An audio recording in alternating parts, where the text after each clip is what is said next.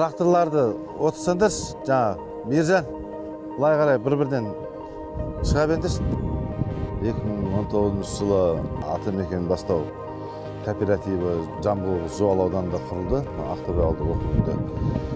Сол Ақтөбе ауылдық округінде 93 миллион 800 мың теңгеге әртүрлі техникалы тіркемелермен бірге алдық. Қазіргі таңда жұмыстар атқарып жатырмыз. Былтырғы жылы мысалға ауыл сыртын игеру үшін 36 миллион 500 мың теңге алған болсақ, үй іргесін игеру үшін 13,5 миллион теңге алдық. Соның бәрін өз деңгейінде игеріп, бүгін биылғы жылдан бастап қайтару жұмыстары басталды. Қанша гектар ектіңдер? Жүгері ма? Жанармай қалап тұр ма, бар ма? Бәрі жақсы ма? Біз ашылғанымызда 1,5 жыл болды. Осы 1,5 жылда көп жұмыстар болып кетті. Жұмыс істедік, осы гаражды құрдық. Осы жерде офис құрайын деп жатырмыз, сосын уже бастап қойдық. Сосын біздің программа бойынша пилотный халықтың жағдайын көтеру.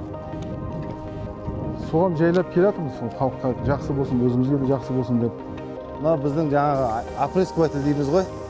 Дәрі шашқыштарымыз әртүрлі, жаңағы біз картоп егеміз, әртүрлі жаңағы бидайымыз бар, арпамыз бар, солар дәрілейтін кезде осы біз опрыскиватель арқылы жұмыстар жасаймыз. Атамекен бастау кооперативі былтырғы жылы 66 миллионға таңқурайдың көшетін алдық. Көшетін алып, осы 5 гектар жерге ектік. Ауыл шаруашылық бөлімінен арнайы схемаларын алдық. Схемаға сәйкес бұл жерге ектік. Биылғы таңда осы таңқурайдан жаңа биылдың өзінде біз өнім алсақ па деген ойдамыз бар.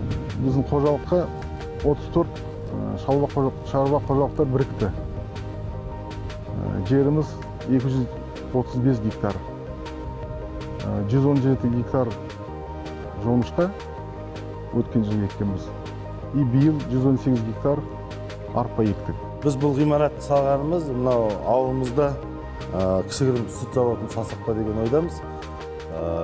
Ауылымызды жаңағы 580 миллион теңгеге несиелендірген кезде сиыр ірі қара малды көбейткен болатынбыз. Солардың сүттерін өңдеу үшін және де жоғары бағамен олардың сүтін қабылдау үшін осында кішігірім сүт зауытын салып, сол өңдеген өнімдерімізді СПК Тараз арқылы, әлеуметтік дүкен арқылы сатқымыз келіп отыр. Болашақта бір 30-40 адамға жеткіземіз бе деген ойымыз бар. Жұмысшылар санын арттырсақ па деген ойымыз бар.